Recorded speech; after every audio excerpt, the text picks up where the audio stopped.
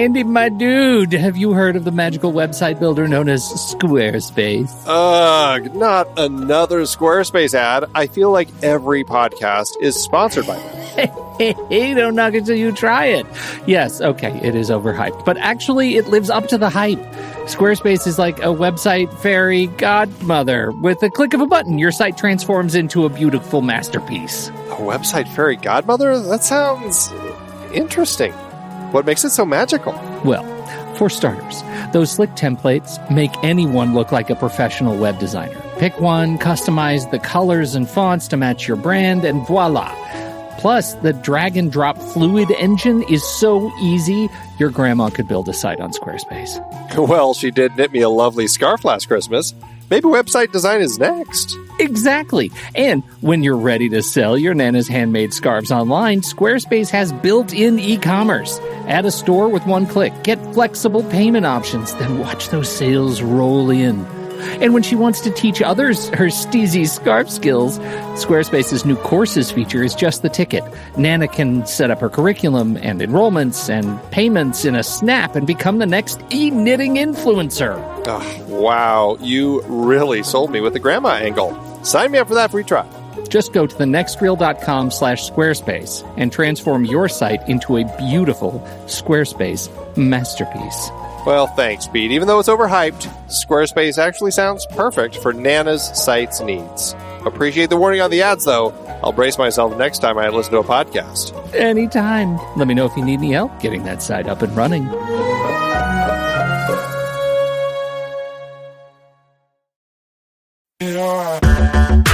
Andy, can you believe we've almost hit 700 episodes of The Next Reel? I know, it's crazy. And with all the other episodes in our family of podcasts, we are well over 1,200 episodes of movie conversation. It's really pretty amazing that we've gotten to have these in-depth movie chats every week for over a decade now. And we couldn't have done it without our loyal community of film fans. Their support over the years has meant so much. For sure. That reminds me, we should give the merch store a shout out. Buying shirts from thenextreel.com/merch is a great way listeners can continue to support the show. Plus, they get to sport our great designs. Absolutely. I think sometimes folks forget we have a variety of shirts, mugs, phone cases, and more available. In fact, a great place to start is with a shirt sporting the Next Reel's logo. We also have that classic Fast Times Spicoli Surf School tee, or the weirdly popular Rusty's European Tour shirt. The one from National Lampoon's European Vacation. Why is that so popular? Search me, but we have sold a ridiculous number of those. I guess there are a lot of Rustys taking trips to Europe? We're always adding new designs based on movies we've covered, like our brand new design for a streetcar named Desire, featuring a streetcar named Desire. So if you want to rep your love of TNR and films, head to thenextreel.com/merch. Every purchase helps us continue to have these weekly in-depth conversations. So visit thenextreel.com/merch today. And as always, thanks for listening and being a part of the Next Reel community. We've got lots more great movie chats coming your way. I'm Pete Wright. And I'm Andy Nelson. Welcome to The Next Reel. When the movie ends, our conversation begins. In just a matter of seconds, you're going to hear a classic episode of this show from back in the day when we called ourselves Movies We Like. It took us a while to settle into the show's format, so you'll notice some differences as you listen to these episodes. For instance, it takes us a bit of time to actually get into the conversation about the movie. Things like that. But we're still proud of the conversations about the movies themselves, and we think they're worth keeping in the library. So enjoy these episodes from our back catalog. And you can become part of our Discord community, learn more about the show, and find out how you can become a supporting member at thenextreel.com. So thank you, everybody, for downloading and listening to The Next Reel. We appreciate your time and attention, and we hope you enjoy the show.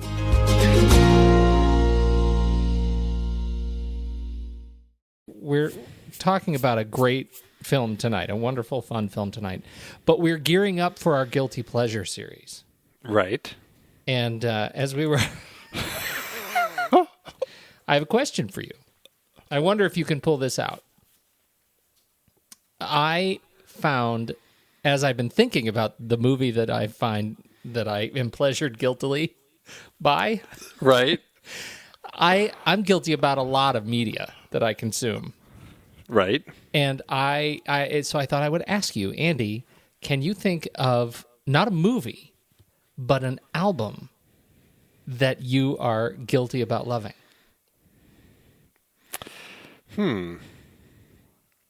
Gosh, I probably could, given time to think about it, because I'm sure there is one. Yeah. I mean, I could go back to, albums from my youth, like Frankie Goes to Hollywood. Yeah. Are you guilty about that? I mean, I like Frankie Goes to Hollywood. I was just, that was all me. Whatever. That was my first CD. That was like my big transition from cassette tapes to CDs. Really? And that was my first CD. So I listened to that album a lot. Fascinating. Yeah. I guess that's guilty because I don't know if there's a whole lot of really good songs on there, but I still like it. No, you can't. Well, Frankie Goes to Hollywood. Come on. For me, my CD, the CD that I'm most guilty about, is one that I'm wildly outside of the target demographic for this CD. It is. I don't even know how I literally stumbled upon it tonight, listening to just a preset mix on Apple Music, and as I was doing that, it just came out of the blue. I haven't heard it since college, and it is Lisa Loeb's "Firecracker." It's Lisa Loeb. Like, that doesn't even begin to characterize my listening habits. And when you look at the CD, you look at the cover, and when I found it, I got it because I was a subscriber to BMG. You know, the BMG, like the music service. You remember that? Oh, one of those. Yep. You check the remember. little boxes. You get like 10 CDs a month. So I got a lot of CDs out of that. And this was just one that it was like the extra promotional CD that they would sometimes throw in because you have been a member for 6 months and you spent a lot of money with us. Here's another CD that we thought you might like, which is totally out of the blue. Why would they do that? And so this is pink. It's like got a pink painting of Lisa Loeb lying on her side, like in a pink man's shirt, and a pink man's shirt. Well, it's like a pink shirt that looks like it's a boyfriend shirt. It's like so it's not a shirt belonging to a pink man. No, as far as I don't think we have enough evidence. Okay, I don't think we know enough to say that. Right. But it is full of such hits as "I Do" and "Truthfully" and "Falling in Love" and "Let's Forget About It." And "Dance with the Angels," that's the go-to hit. Though "How" is another one that I found myself repeating a lot in those days. And I would always listen to it in secret because it was so outside of my wheelhouse.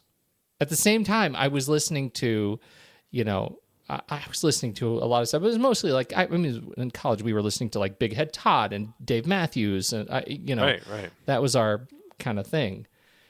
And I don't know. I guess somebody would characterize Lisa Loeb as in the wheelhouse of Big Head Todd and Dave Matthews, but I did not at the time, and I felt really guilty about that. And I found myself in the kitchen cooking tonight. We were making dinner, and I said, I am feeling guilty just presenting this to my family who had never heard it before. I'm feeling guilty right now. There's just total shame just even talking about it. But that's it. I'm trying to warm up to next week. I see. Because I read your Letterboxd review of my guilty pleasure, and I have to tell you. Yeah, thanks for giving that one away, Stephen Smart. Guns blazing. That's right. Looking forward to that one. Mm-hmm. Mm-hmm. So we do have a little bit of follow-up. That's right. We have the sad news of E.L. Doctorow's passing.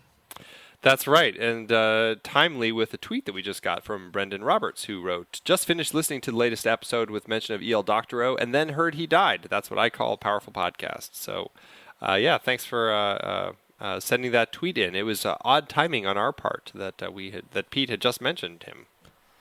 That is a loss. He was a fantastic. He was quite a writer, quite a pen, and. I saw him just a couple of years ago at the Chautauqua Institution. He was a guest and just delivered a fantastic lecture. And so it just seems like he was still going strong. So very, very sad to hear him passing. Absolutely.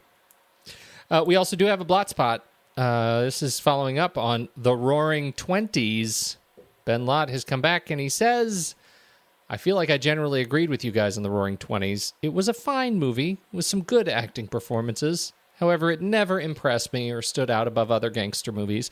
Plus, I'm not particularly enamored with gangster movies anyway because I find it hard to root for the most evil people in the world.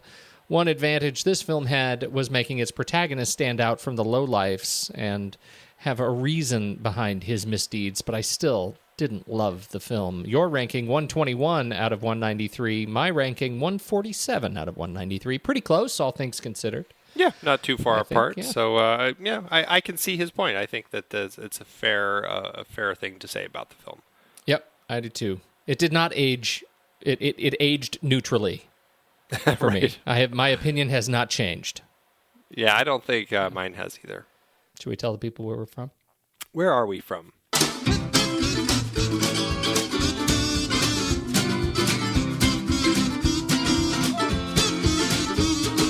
Hey, everybody, this is The Next Reel. I'm Pete Wright, and there is Andy Nelson. Hello. And we spoil movies. Tonight on the show, the final in our series on the great films of 1939 with Howard Hawks' Postal Service adventure, Only Angels Have Wings. Before we get into that, you should learn more about us at thenextreel.com, subscribe on iTunes, or follow us on Twitter and Facebook at The Next Reel. And if you're an air boss yourself or just another jock, you should head over to Instagram.com/TheNextReel and play The Next Reel's Instagram, #PonyPrize, #GuessTheMovieChallenge with Steven. And for that, we're off once again to Scotland for a full report from the air boss himself, Stephen Smart. Hey guys, Stephen here. So this week's challenge had everyone stumped until MH7, and a newcomer at The Other Scotty figured it out. This week's movie was Hoot from 2006, a family film starring Logan Lerman, Luke Wilson, and the wonderful Brie Larson. So congrats at The Other Scotty, you're entered to win the Pony Prize. And as always, a new challenge starts Friday, so thanks guys, and see you later. All right, Andy, it's time. Let's do trailers. I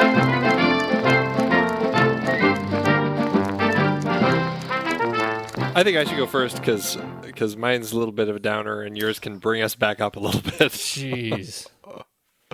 My trailer is for the English language remake, because we're always looking to do more of those, of the, I believe, Argentine film El Secreto de sus Ojos, The Secret in Their Eyes, made in 2009 by Juan Jose Campanella. This is just the English Secret in Their Eyes. They went very direct with the title. Directed by Billy Ray, who we like, right? I think we do. I think we do. This is Captain his third. Phillips. This is his third directed film. Shattered Glass and Breach are the first two, and then he's done quite a bit of writing. I'd forgotten that he directed Shattered Glass. I love that film. Yeah, it's a very interesting film, and it just goes to show that with the right director, Hayden Christensen can actually do something on screen. So, God. Well, am I right though? I'm just saying. He needed a better director. Wrong. I'm just saying, Jeez, man. No pulling your punches. That's right. That's right. I'm getting ready for the next two shows. Oh, yes. But he has written quite a bit. Volcano, everybody's favorite Destruction of L.A. movie. That was the one with James Bond, right? With Pierce Brosnan? Is that the one? No. Or was that was Dante's Peak. That was Dante's Peak. Of course it was. This is the one with Tommy Lee Jones. Oh, right. The other Pierce Brosnan. Right. And he wrote Heart's War, Suspect Zero, Flight Plan, State of Play, the original Hunger Games film, and Captain Phillips. And this is the next film that he's writing and directing. It looks just like a heartbreaking, just terrifying film for anyone who is a father or a mother of a daughter. Julia Roberts, Nicole Kidman, and everybody's favorite Chiwetel Ejiofor. They are working at, it looks like a law firm, and they find Julia Roberts' daughter dead in a dumpster. A law firm? No, they're not at a law firm. They're agents of the FBI. Oh, yes, you're right. Sorry, FBI agents. I don't know where I got law firm. I saw law DA. Firm. They're the worst attorneys ever. Yes, FBI investigators. Thank you for clarifying that. And they find her daughter in a dumpster, and they have to figure out what they're going to do. They have to let this guy, they catch the guy, and they have to let him off. And then the kind of story, it looks like it progresses for 13 years as they kind of get back into it, trying to track him down and bring him to justice, whether through the legal means or not. And it looks like... Spoiler! Yeah, well, the trailer doesn't hold back at all. It looks like a really good film. It looks like a hard film to watch, kind of like Prisoners, one of those sorts of films. It has Dean Norris in it, Michael Kelly. It's got a lot of great actors in it, and it just really is a punch to the gut. And sometimes those are good. Prisoners certainly was, and I really enjoyed that film. This looks like it's going to be a very strong film, and I'm really looking forward to seeing it. I was mad at you when you sent the trailer. I'm still a little bit mad at you. It made me sick a little bit. As a dad of a daughter, I had a tough time watching it, but at least they were nice enough to note in the trailer that, even though they found the daughter dead in a dumpster, that they were kind enough to bleach her inside and out. I don't even know what that's awful. It does sound horrible. You don't unhear that. No. You're welcome, everybody. I am very excited about the movie, as mad as I am at you. I really am excited to see it. It looks great. And isn't it funny that we live in an era where we put Julia Roberts and Nicole Kidman in the same film? It's a very exciting time in the cinema halcyon history. Days, Andy. I think they look great. I think this looks like a great team. I'm very excited to see it. I am too. I really do like Julia Roberts, and I just feel like she hit a point where she's really been struggling trying to find the right role, and this looks like a strong role for her. I agree. Yeah. When does it come out, did you say? No, I didn't. It comes out October 23rd. All right. Just October in time 23rd. for Halloween. Hey, speaking of holidays, I got one. What's that? If you take Silver Linings Playbook and you mash it all up with a little bit of American Hustle and maybe just a smidge of Scarface, you have David O. Russell's next film. It's called Joy, and it is the story of 4 generations, a family across 4 generations, and the woman who rises to become the founder and matriarch of a powerful family business dynasty. The trailer doesn't give that away. In fact, I would not have been able to tell you that had I not gone and read the IMDb profile after I had seen the trailer. The trailer starts with this beautiful sort of fable, almost a fable, where you have the mother telling a little girl, you're going to grow up, you're going to be something, you're going to make beautiful things, that's what you're going to be. And the daughter grows up to be Jennifer Lawrence, who plays Joy. The film also stars Bradley Cooper, Dasha Polanco, Elizabeth Rom, Robert De Niro, Virginia Madsen, Edgar Ramirez, Isabella Rossellini, Drana De Niro, and Diane Ladd. Oh, Donna Mills. Hey, how can you leave out Donna Mills? Anyhow, so all these people come together, and the story, you see this fable kind of unfold in the trailer, and then it goes bananas. And it turns out the matriarch ends up closing out the trailer with shooting a shotgun into the middle distance. It starts out sweet, ends up very intense, and I think it looks like it's going to be another one of those that I actually like from old David O. Russell, and I'm excited to see it. It has sort of a tone. I'm just going to say it. It has a little bit of a tone of Three Kings that I like so much. That's what I felt when I saw it. What do you think? Interesting. I didn't feel the Three Kings vibe. It definitely had more of a Silver Linings Playbook sort of vibe for me. Just maybe it's just the cast, Bradley Cooper and Jennifer Lawrence. It would be the cast. Together. Yeah, that would have an impact. That certainly helps. But it's so hard to figure out what it's about. Like you said, I didn't get anything about some sort of family business dynasty, other than maybe something having to do with violence and guns, because of the gun that she starts learning how to shoot at the end of the trailer here. But it looks interesting. I mean, I always enjoy going and watching a David O. Russell film. I think that he is a very strong filmmaker. I don't always end up liking all of his films incredibly, but I still would say that I generally like them. So yeah. This looks like an interesting one. It looks like one that is definitely worth seeing. I am really hoping that the trailers don't get to a place where they're really giving stuff away, because I like this trailer the way it is, and I would love to go into this film just having seen this trailer and using that as just kind of my benchmark for what to expect, and then really getting surprised by the film. I'm really glad you said that. I agree with you. I think I don't need a trailer 2. I don't need a character trailer. I don't need any other trailers. I just need this one, and this is enough to get me out to the theater to see this film. Absolutely. Yeah. This one opens on Christmas Day, December 25th, 2015. So there you go. Fill everybody with a little bit of joy. It's classified in the biography, comedy, drama categories. It's a biography of the matriarch, mafia matriarch. Is it based on something? I don't know. You think I would have researched that, but you'd be wrong. That's right. Hey, Pete. Andy?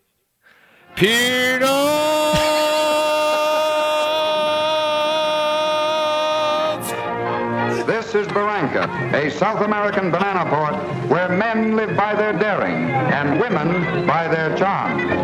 Out of the fog steps a girl with a questionable past and a devil-may-care future.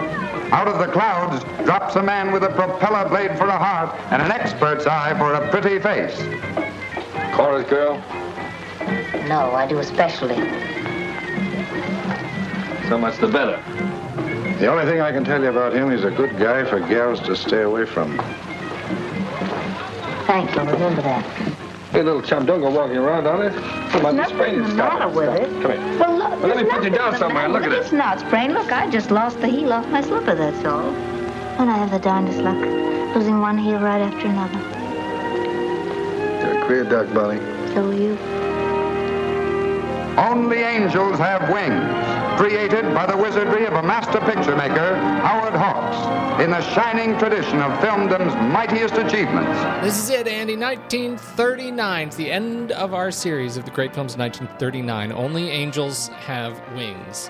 And after seeing this film, I can tell you, I also had not seen it. It's another one that I thought I might have seen. It turns out I had not seen. I have, it turns out, a terrible memory for that. This has been a rough series. That is very funny. I definitely knew I had never seen this, and this was definitely a first-timer for me, and I enjoyed it. As did I. Director Howard Hawks, writer Jules Firthman, and stars Cary Grant, Jean Arthur, awesome, Richard Barthelmess, and the young Rita Hayworth. I sort of can't believe we haven't done a Rita Hayworth film, and yet here it is. She gave good face. So they say. Thomas Mitchell as Kid, and Sig Ruman as Dutchie. Sig. Sig. Back in action. Sig.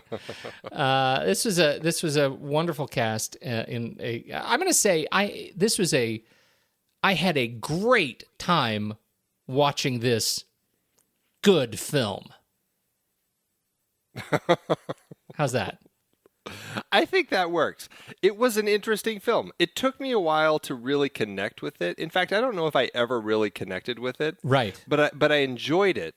And by the time it ended, I was like, okay, well, that's an interesting one to check off the list. But it has been one that I've been kind of stewing on for days now. And it's grown on me a little more. How so? And I would still say I liked it okay, but I just found the story interesting. I liked that there was this level of darkness with the story.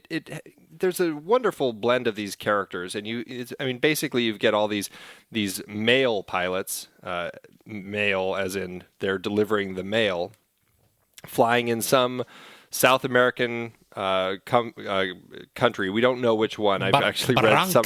Barranca. I've read some reviews that say it's Peru, some say Ecuador, most just say it's just generic South America in a fictional city, Barranca, as you said. Because they do have the Andes. I mean, they are talking about the Andes, right? They are talking about the Andes, yes.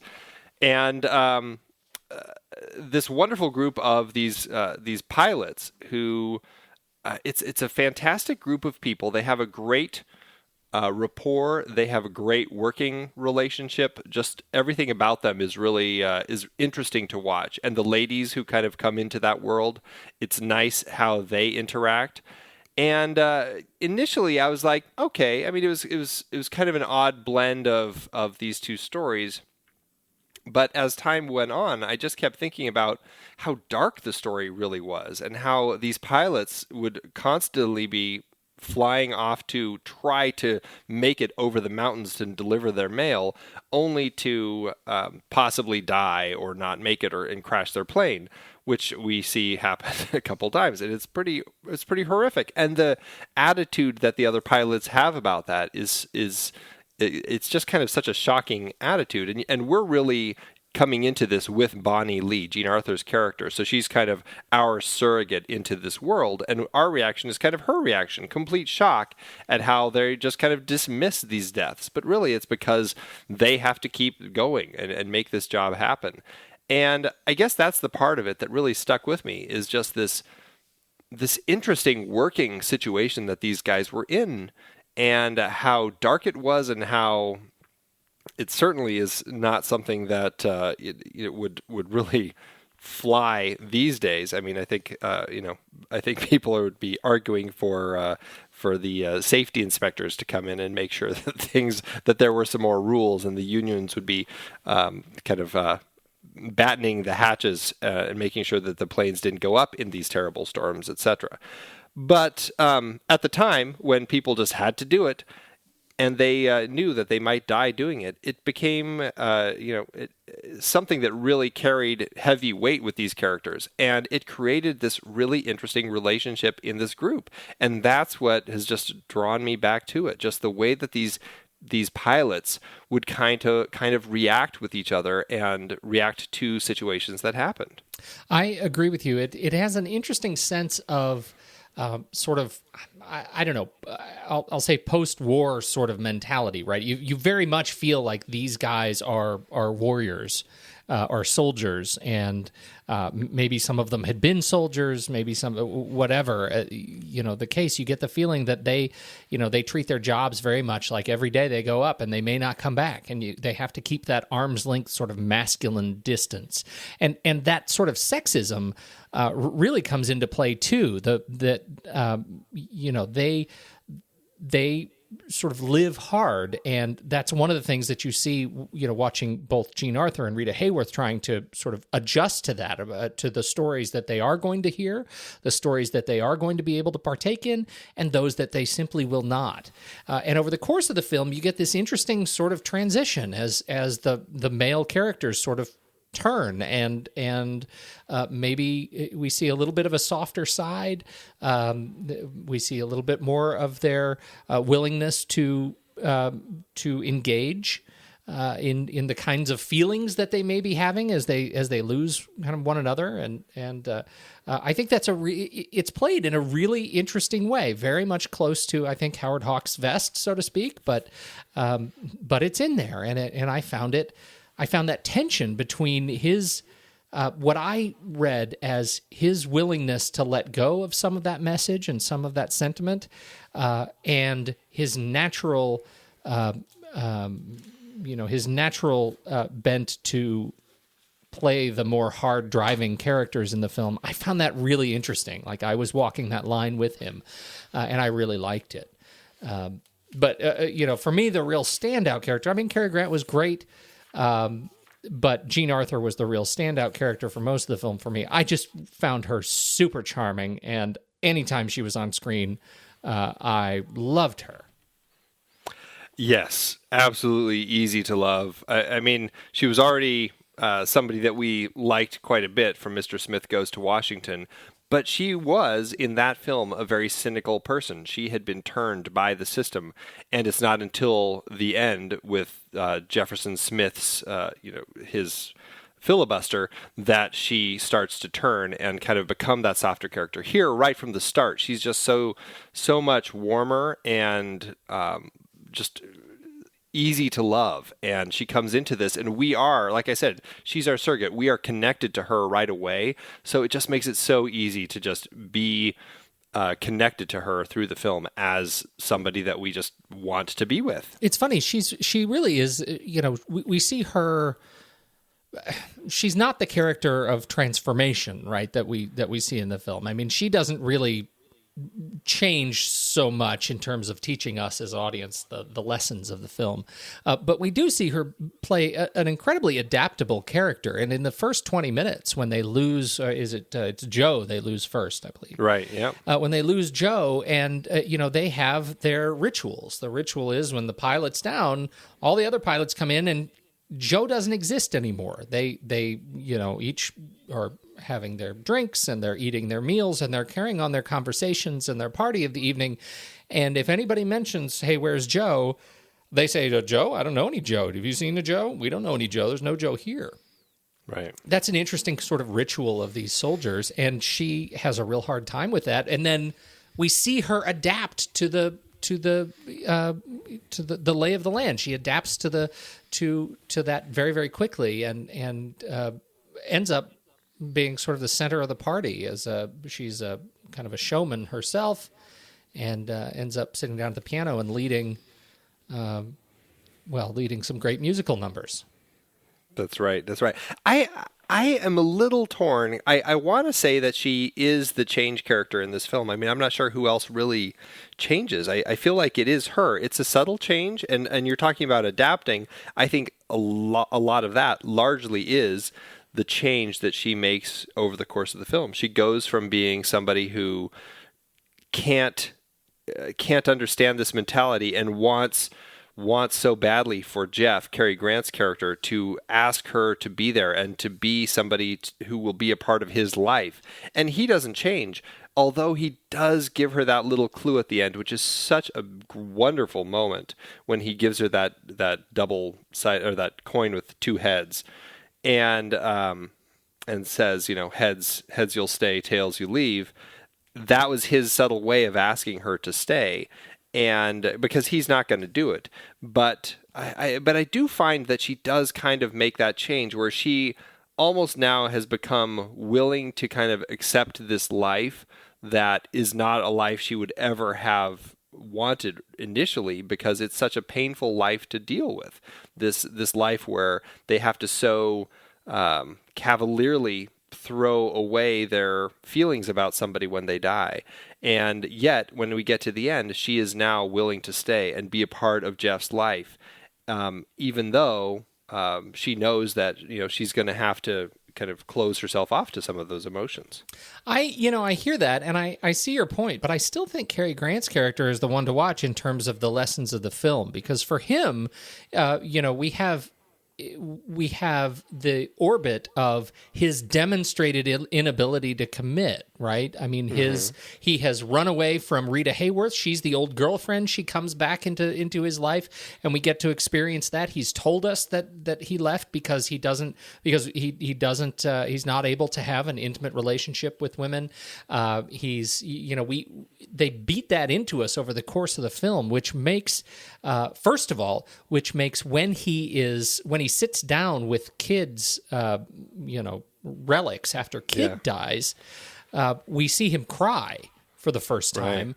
Right. That shows sort of we're peeling back the onion on his journey toward intimacy. And then finally, you're right, that climactic moment at the end when he tosses the coin and gives it to her, that's his way of actually asking her to stay. And he knows he's asking her to stay. It's a nod and a wink to the audience.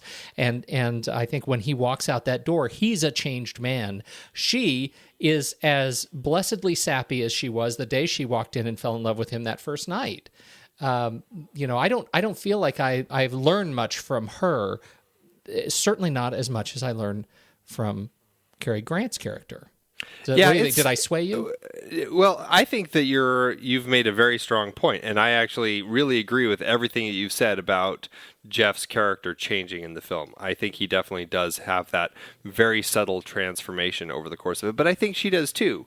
So I think it's an interesting case where, because I think there's more to just saying that she's adapting herself to it. I do think that she has to change to fit in with this world, and she agrees to stay at the end. She was going to go on the boat, but doesn't she agree to stay when he gives her the coin? Yeah, again and again and again. Though, I mean, that was she sort of quote agreed to stay when she stayed. The very first night.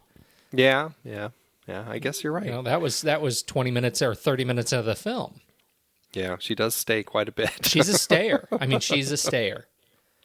You think if Cary Grant's going to have some challenges with because she's always going to stay. She is. She's predictably always going to stay. She's no Rita Hayworth who's gonna leave. Well, and that gets us to this to the B story. I guess it's really not the B story, but it's the story of McPherson and let's see, his wife. Bat McPherson and Judy McPherson, and so that story is it's an interesting one. So McPherson, who's actually not McPherson, his real name is Kilgore, Kilgary, something. I think something like that. He was a pilot who jumped out of an airplane that was going down, and he had a mechanic on board, and the mechanic he left on board. And the plane crashed and killed the mechanic. And it turns out the mechanic was the brother of Kid Dab, played by Thomas Mitchell. And Kid was a partner of and a pilot with Jeff Carter, Cary Grant's character. And so he is now, this Kilgore is now under the name of McPherson, and he comes to town with his wife, Rita Hayworth, and he is the new pilot. And so everybody knows very quickly that this was the guy who bailed out and killed Kid's brother. And that creates some tension amongst the ranks and gives McPherson something to work for. That being acceptance into the group or making the decision to leave. Right. And how do you feel about that relationship? How that unfolds? I like it. I think it's pretty interesting. I mean, this is a guy who's just looking for a job, and so the only way he can really get back in is by agreeing to take all of the most dangerous missions that no one else will take. Aside from the fantastic action sequences that we have that Hawks gives us, I think that Richard Barthelmess handles the role quite nicely. It's kind of subtle. I just like the way that he plays it very low key and kind of comes in as this guy who's not accepted and knows it and has to work his way back up by taking these really crummy jobs, even though he is a skilled pilot, as we see. I think it's a strong element to the story, and I think it's a nice highlight to the situation going on with Cary Grant and Gina Arthur, as far as seeing this other husband and wife as she's getting frustrated that he does these jobs. She kind of wants to, bail on him because of this stuff, and it's a nice. I mean, it is kind of a B story. It's a B relationship story going on in the film, and I think it works nicely in contrast to the other one. It's funny when you look at his introduction.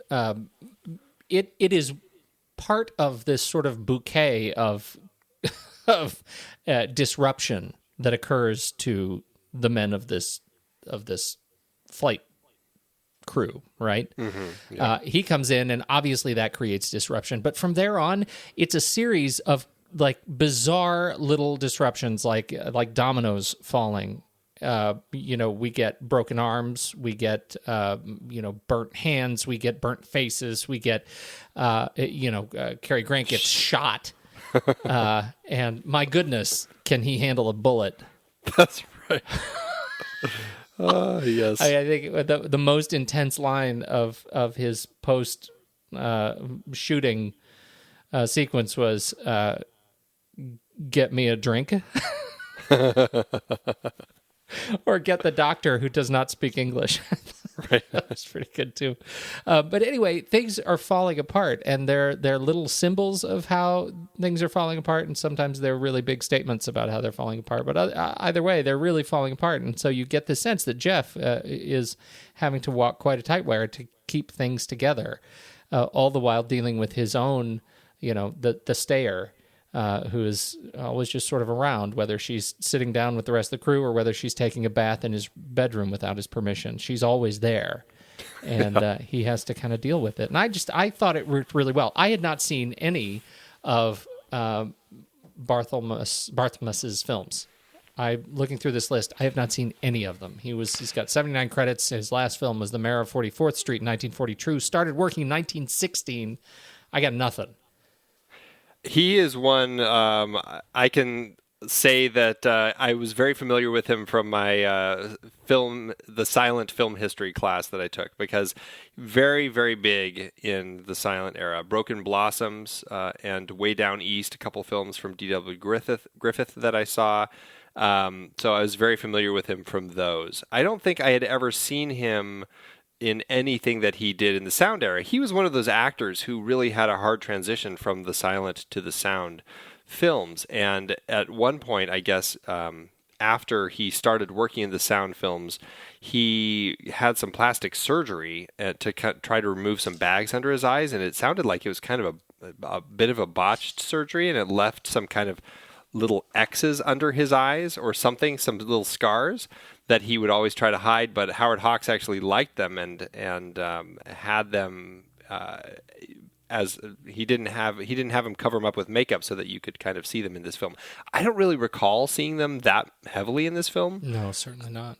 But I thought that was definitely an interesting little note. And he kept acting for quite a while into the just a few more years after this. But he never quite got where he was in the Hollywood system once the sound era started. But I mean, the silent era, he was at one point, I think, the highest paid actor out there. So wow, yeah, no idea. That was news to me.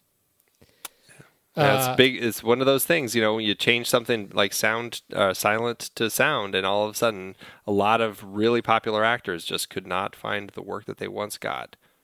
Is that okay? An aside here, based on your encyclopedic knowledge of film technology, would you say that the transition from silent to sound has been the biggest transition in cinematic history technologically? Well, it certainly changed the storytelling. So, I mean, that probably would be one of the biggest. I mean, color film, I think, was a pretty big one. And then just so many levels of the special effects and everything. But I mean, I think adding sound to a film, and it's like adding 3D. 3D is another big one, although albeit not nearly as popular as sound. Yeah. Sound is pretty much 100% in every film that we see these days. If you could go back and they actually gave you a choice, all right, Andy, you're going to choose the future path of movie-making technology. Would you choose to add sound or 3D? Real D, 3D, but they'd be silent films. We'd be watching Titanic in 3D, silent, with a piano. Or D-Box. Yeah. Well, those organ, when the organ plays, it really shakes things up. I can feel it all around me. Yeah. Yeah, it really changed the course of history. Sound or 3D or D-Box. That's good. Wow. Oh, my. Let's talk about Rita Hayworth. Yeah, this was really kind of, I guess, her first big film. This was the film that really kind of made people want to put her in more movies. And Howard Hawks didn't want to put her in this. He had somebody else in mind. I can't remember who.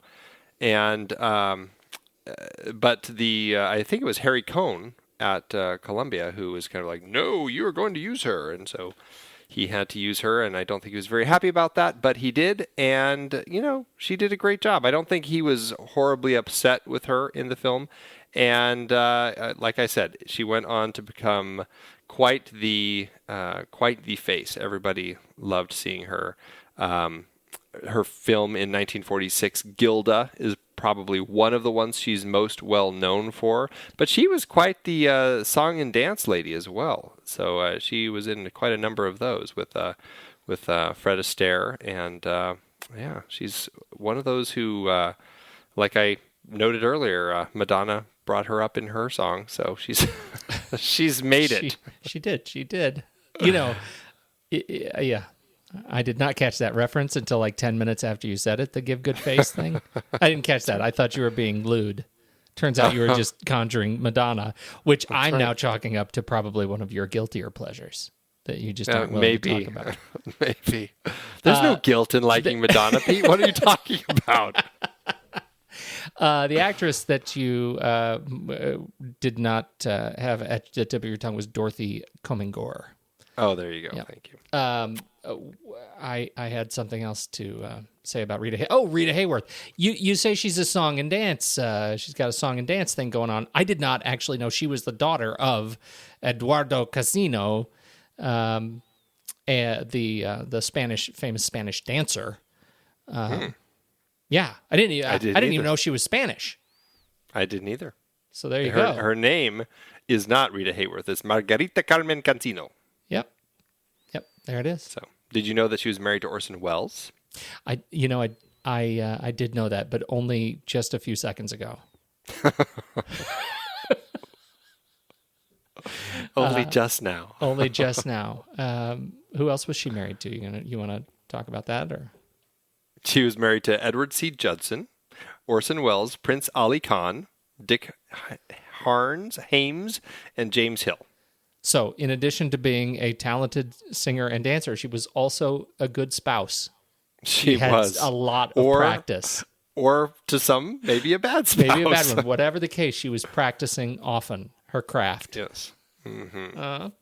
I did like her in this film. I thought she was great. It's interesting to see, and I'm sure she comes with the baggage of the name, and having not done any Rita Hayworth films on this show before, seeing her whenever she entered the screen, I have to imagine that when we were it would have been a similar experience to I brought up Wolf of Wall Street, not having known Margot Robbie, right?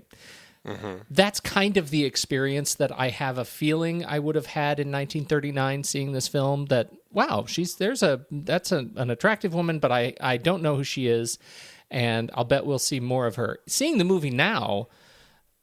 It made me think, wow, that woman's a star.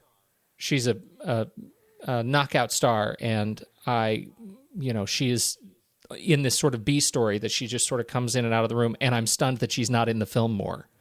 You know what I'm saying? Like I found myself sort of frustrated by that, so I had to meter my expectations a little bit. Right, because it's such an early role, it just wasn't that big of a part. Crazy. Yeah. Okay. So that's the McPhersons. Mm-hmm. Mm-hmm. Who else is on your mind? Have we talked about Cary Grant before? I'm trying to remember. Well, yeah.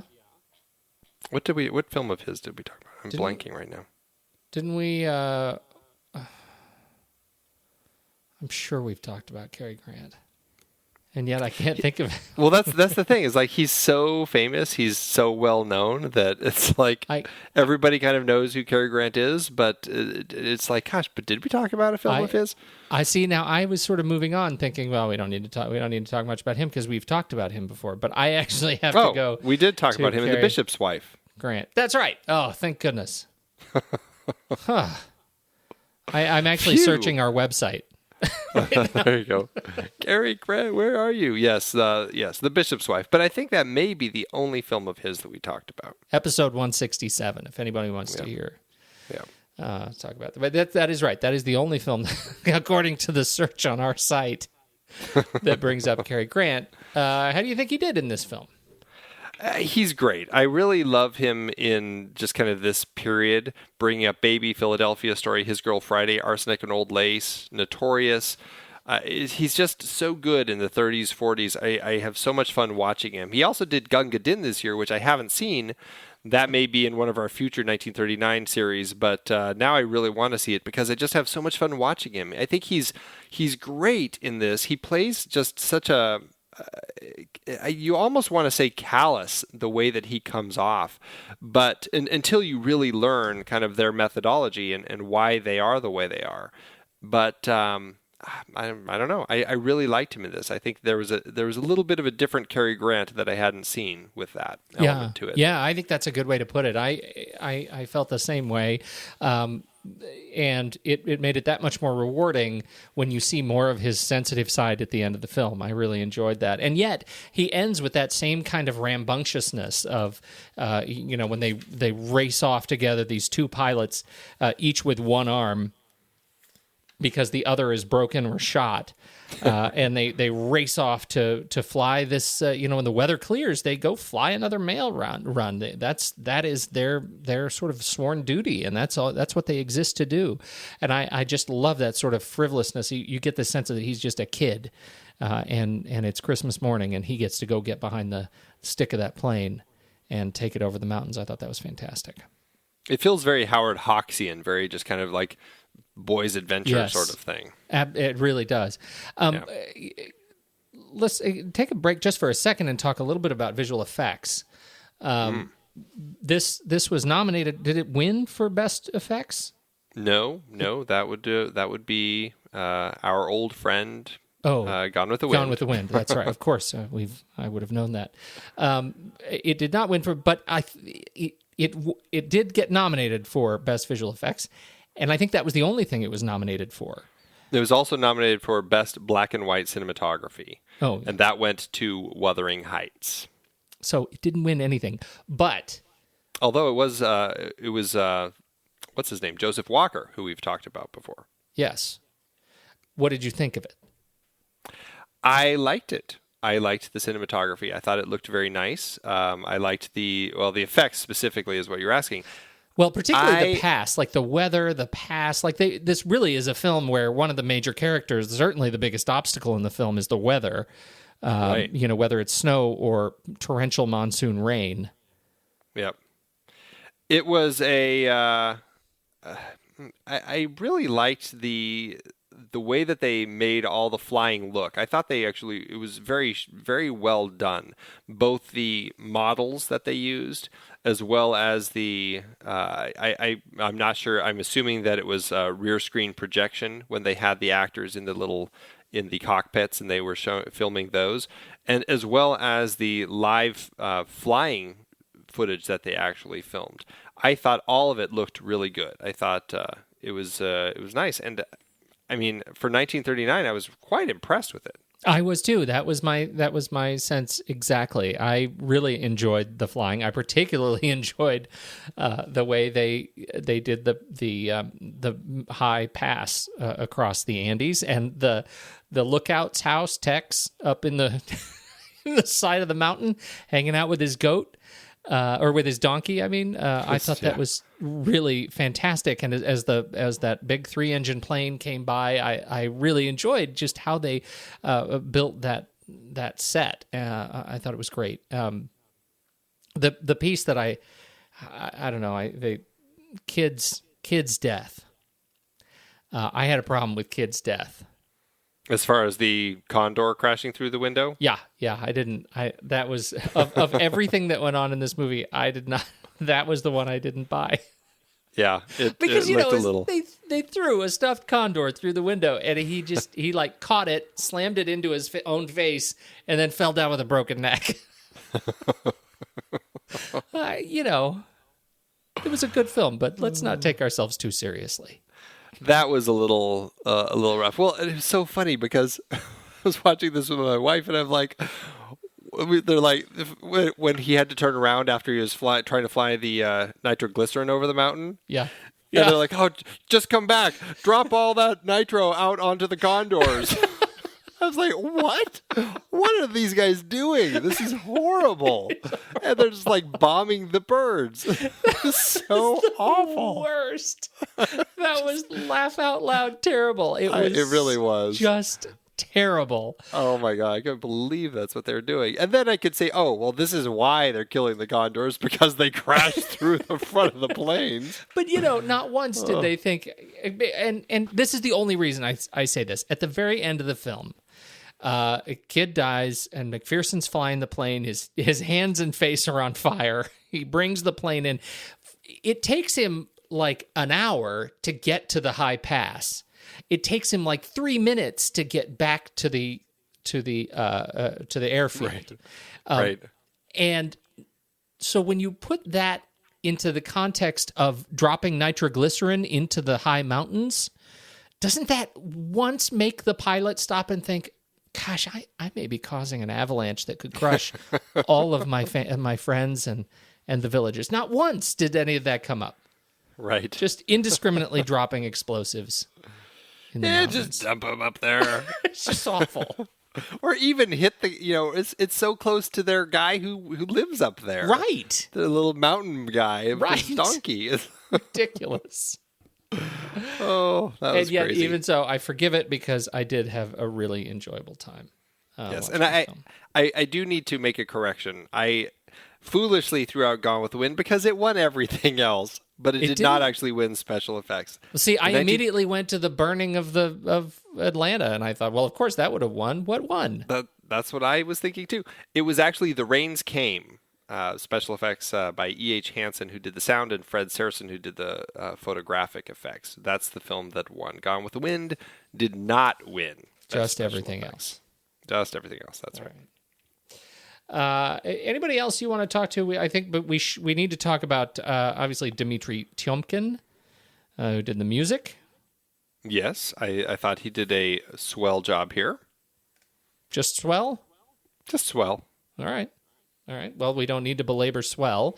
And then, of course, I think Howard Hawks is the first time we've done a Howard Hawks film. I think this is. I do think that this is the first film that we've talked about with his. This is his. Was it his second or third film that he? I think this is his second film with Cary Grant after Bringing Up Baby. Yeah. Mm-hmm. Yeah. And he is a kind of the man's man sort of director. He served in World War I, and it sounds like that's kind of where he got some of his sensibilities, and just made an incredible wide variety of films. Anything from gangster films, Scarface. Speaking of Roaring Twenties, a couple weeks or last week, I guess. Yeah. Bringing Up Baby, already mentioned. His Girl Friday, Sergeant York, To Have and Have Not, The Big Sleep, Red River, The Thing from Another World, Gentlemen Prefer Blondes, Rio Bravo. He's kind of all over the place genre-wise, and he made just a lot of really great films. I think that he's one of those directors who could latch on to a project and to a story, and whatever the genre was, he found a way to tell it well. I think you hit it for me. And I have seen a number of Howard Hawks films, and I think it's because it feels like a boy's adventure. Every film I see makes it feel like I'm, this sort of just 10-year-old exploring, whether it's the Western or the Mafia or whatever. I feel just really attached to his style and his tone, and I really like it. And I can tell. I mean, it feels like a Howard Hawks film. Yeah, I agree. They are very fun to watch. He makes a nice variety of his films, and whether it is more of the crime drama or noir, or the comedy, or the sci-fi, or Western, or war film, he does a good job with it. He just makes it a very fun sort of film. And I think that's something that he was really good at, is making these films about a group of people doing something. And this is a great example of that. You've got this group of pilots, and you kind of get into their world, and we get to know their world really well. And he makes it feel like, I mean, we always talk about world building. This world of these guys, odd, strange story about a group of Americans who are flying mail down here. I have no idea why they're all Americans, but it is what it is. I really understand their world. I get the way that everything is set up with this bar and this, it's kind of half bar, half store, half all these guys hang out place. The main kind of the focus of the story is right there in this one location.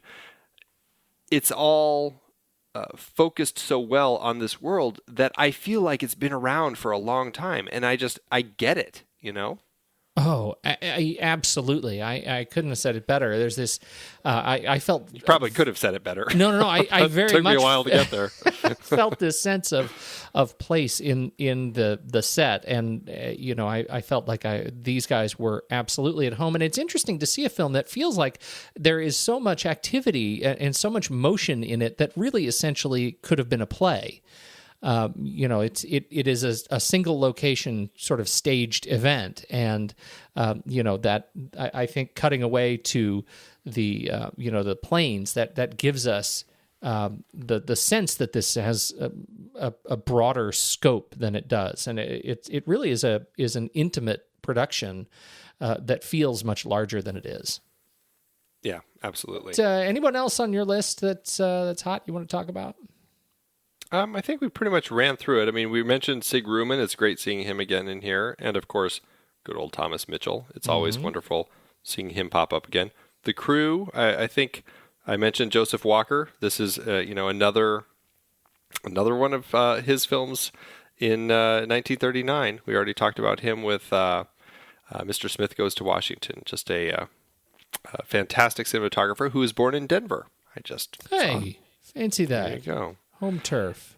There you go. How did... go ahead. And the only other thing that I was really going to bring up is that this show, along with Raiders of the Lost Ark, kind of inspired a TV series in the early 80s called Tales of the Gold Monkey, which doesn't ring a bell to me at all. It was a 1982 adventure TV show. Wow, yeah, nothing. The series featured the romance of early aviation, exotic locales, and cliffhanging action. It was aired following the success of the movie Raiders of the Lost Ark. The only reason I bring this up is because Tales of the Gold Monkey actually inspired the 1990 TV series Tailspin, which I will admit was a little bit of a guilty pleasure at that time of my life, which it really shouldn't have been. I should have been done with those at that age, but... Yes. Disney Afternoon. What can I say? That's pretty good. That's good to know. Guilty pleasures. Hey, it's all guilty pleasures. It's all coming out, man. It's all coming out. I feel better being a part of that conversation. Yes. How did it do? Did you find anything? I found a few little bits. I could, like we've said, these films in this period are really hard to find information on unless it's Gone with the Wind, which has been tracked ridiculously. I couldn't find anything as far as budget numbers for this, but I did find that it made roughly $2.63 million domestically, which is about $44 million. And, so it did pretty well for itself. And actually, on this site, I actually found some information about the Roaring Twenties, surprise, surprise, which actually made just slightly more than this, about $2.68 million, which is almost $45 million. So Roaring Twenties did slightly better than Only Angels Have Wings, but neither of them did as well as Gone with the Wind or Mr. Smith Goes to Washington, which are both way up there. Mm-hmm. And deservedly so. Sure. All right. I think we should rank it. Let's do it. Head over to flickchart.com/thenextreel, everybody, and sign up for an account if you don't have one, and then friend us, like us, be a party to this conversation, and see if your stack rankings line up with our stack rankings. And we'll see. I'm going to feel pretty good if this film lands somewhere in the middle. I think that's going to be about right. Yeah, I think so, too. It's going to be hard beating this first one. Only Angels Have Wings or Hot Fuzz. Oh. I'm going to say Hot Fuzz. Yeah, I'm going to say Hot Fuzz. Only Angels Have Wings or The Sandlot? I would go with Only Angels Had Wings on this one. This is interesting because after I first watched this, I probably would have picked The Sandlot. But this, like I said, is a film that I've been kind of stewing on for days. And now I feel like I would say Only Angels Have Wings. So there you go. There you go. All right. Only Angels Have Wings or La Vie en Rose? Only Angels Have Wings. I concur. Only Angels Have Wings or When Harry Met Sally? Here, I have to go with When Harry Met Sally. Yeah, we got to do Harry and Sally. Only Angels Have Wings or Indiana Jones and the Temple of Doom? Well, I will say Indiana Jones, yeah. Yes. Only Angels Have Wings. Internet delay. Hold on. Yeah, okay. Only Angels Have Wings or Syriana? I would say Syriana. Yeah, probably Syriana. This is really slow. Come on. Only Angels Have Wings or your favorite, Field of Dreams? I will say Field of Dreams. I know. I'll give it to you. All right. Stakes are pretty low at this point. Yeah, right. It's such a good movie, Pete. Only Angels Have Wings or King's Row? King's Row.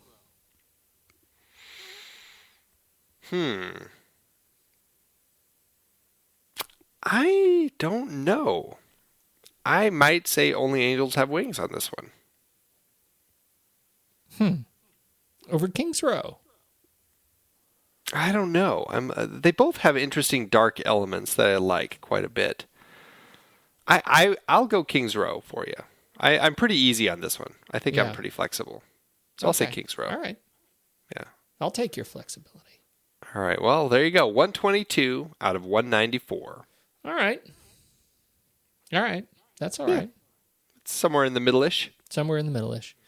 That feels pretty good. And that does end our first 1939 extravaganza. Yes, indeed. I feel good about this. We were looking forward to it for a long time because I think there were some films in here we hadn't seen.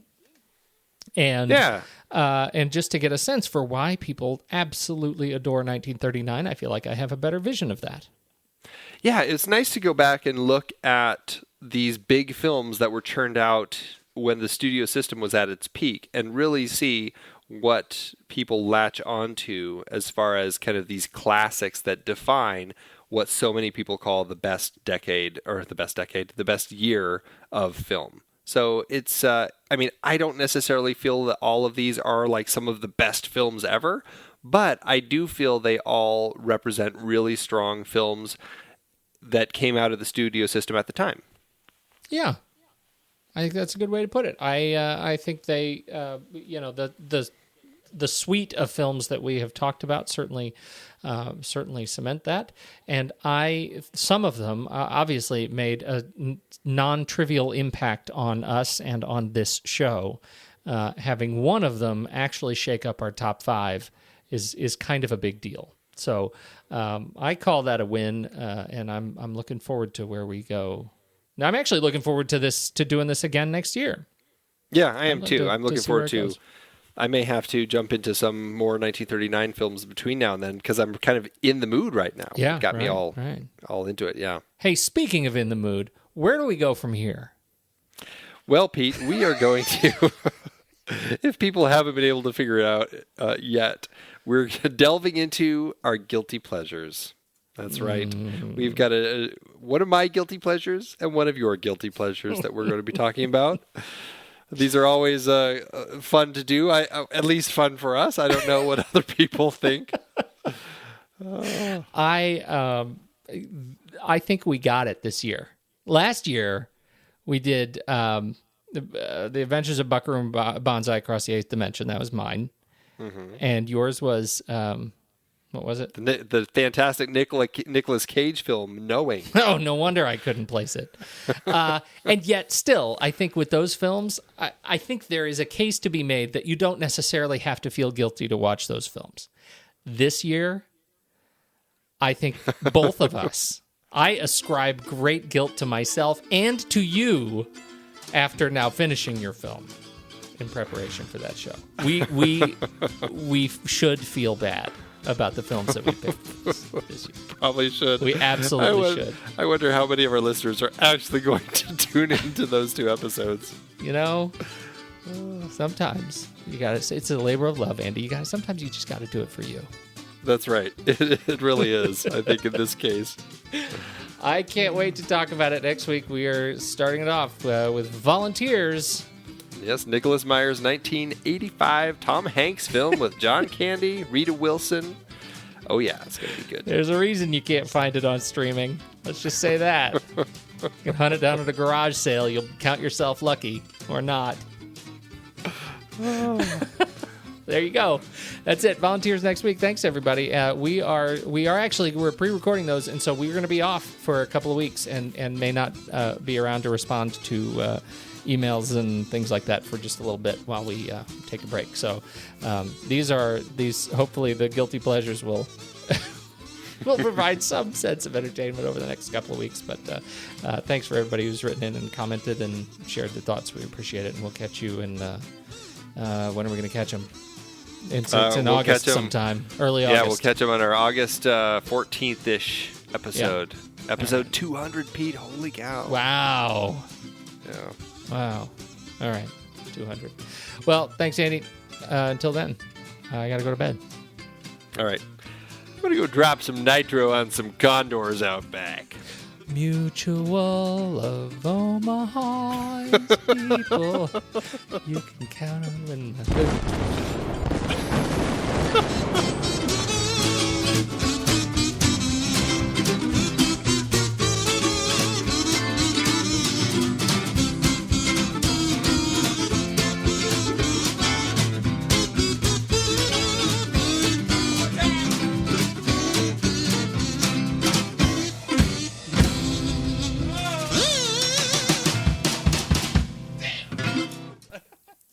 would you like to count down or up?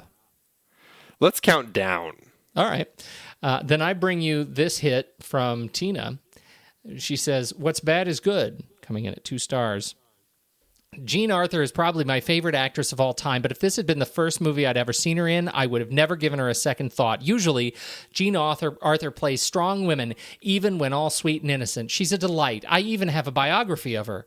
I will not lend this movie out. I will not recommend this movie. I will not bring this movie up in conversation. If I were teaching a class on film, I would show this movie because my students could learn how far we've come since 1939 in society, behavior, aviation, safety, and the value of human and bird life. This movie shows that way back then when a pilot died, you blamed him for being a worse pilot than the flying conditions you sent him in. Then you buried him and divided up his personal belongings. You sent his sister back to the U.S. $100, which might have been a lot of money back in 1939, but it's still a token for a human life, isn't it? You have some nitroglycerin you need to dispose of. Why not drop it on some pesky condors in the mountains? Cary Grant's acting is a C- here. I thought how funny it would be just to read the script because the lines are short and, well, stupid. We've come a long way since movie dialogue was this unnatural. This is the movie that used to make fun of old movies and parodies. I have a good collection of old movies. This is going in the collection, but it isn't a favorite. I'm sorry I even bought it. I should have just rented it and not let it take up space on my shelf. I would rate this a 1-star movie if I didn't like Jean Arthur and Cary Grant so much. I agree with the person who said this movie transcends time. This one doesn't. I'm entitled to not like it, just as you're entitled to love it. If you're reading the reviews to consider watching the movie, rent it, don't buy it, and decide for yourself. Wow. Because we've come a long way in society and aviation and bird life. You know, something we didn't mention, and I don't know why your review reminded me of this. Good, I can't wait. But this is the film where the kind of people started making fun of the way Cary Grant spoke with his Judy, which I can't do. I'm terrible at Cary Grant impressions. But this is the film where he says that to Rita Hayworth's character, whose name is Judy, although he doesn't actually say it like that. He says it like once or twice. Yeah. But it became kind of the famous... if you're going to impersonate Cary Grant, that is what you would do. Yeah. Judy.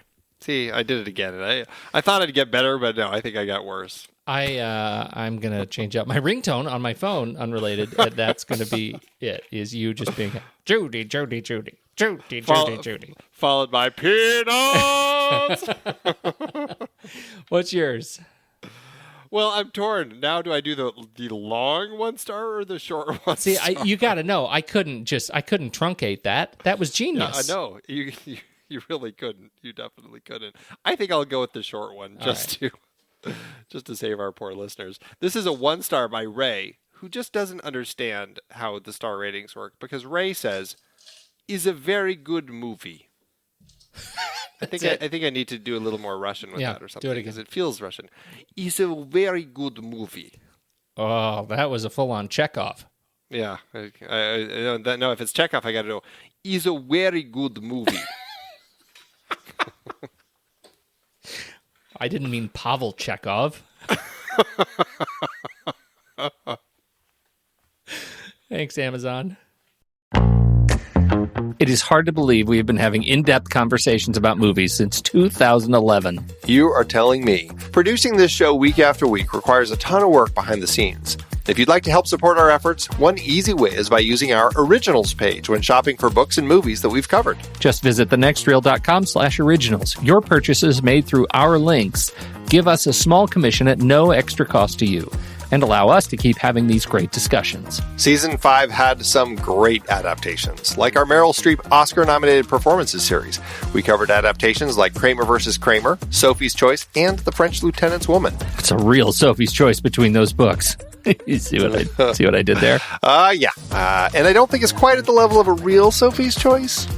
We also did Snowpiercer for our Bong Joon-ho series, adapted from the French graphic novel Le Transpersonnage. Man, I love that movie. We had our two-part 1939 series that included adaptations like Gone with the Wind, Ninotchka, The Women, and The Hound of the Baskervilles. A number of those 1939 movies, like Goodbye, Mr. Chips, also tied into our recent 1940 Academy Award Best Picture nominee series.